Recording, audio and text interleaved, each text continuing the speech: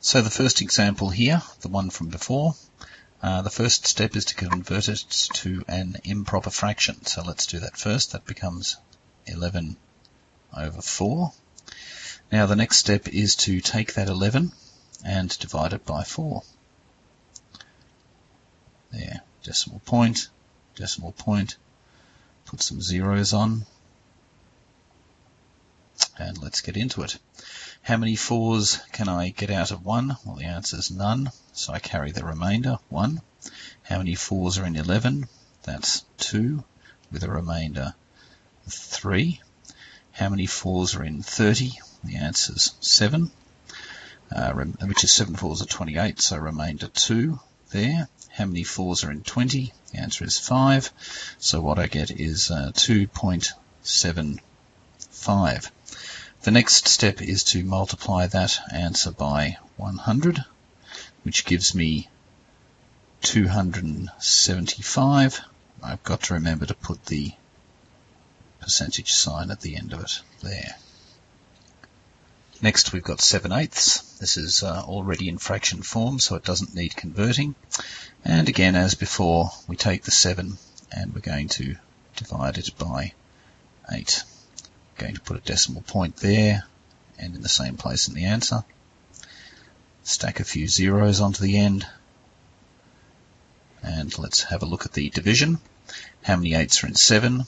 The answer is none, of course. Carry the remainder, 7. How many 8s in 70? Well, 8 8s are 64, and that gives me a remainder of 6.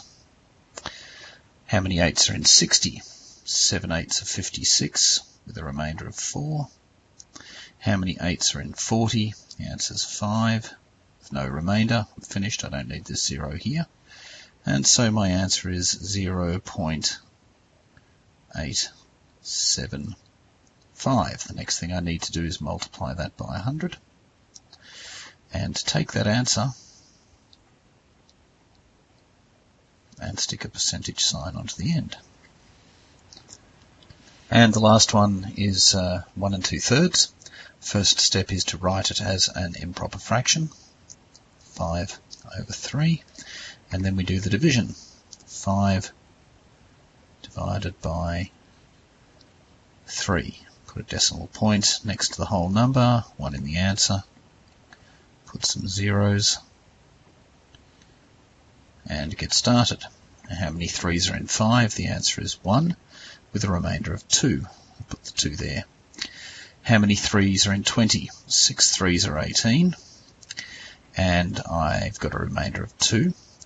How many 3s are in 20? Well, 6 3s are 18, and a remainder of 2. This is looking familiar.